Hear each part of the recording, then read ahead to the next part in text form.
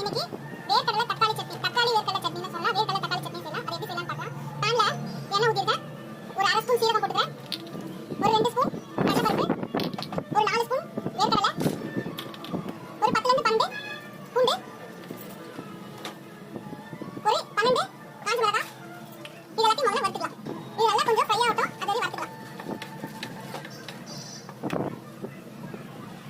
இப்போ கொஞ்சம் கருவேப்பிலை எடுத்து போட்டுக்கலாம். 4 தக்காளி அரிஞ்சு வச்சிருக்கேன், அதையும் போட்டுக்கலாம். இதுக்கு தேவையான சால்ட் போட்டுக்கலாம். இப்போ நல்லா வதக்கலாம். இப்போ ஒரு 1/4 கிளாஸ் தண்ணி இருக்கு, அதை இதில் ஊற்றிக்கலாம்.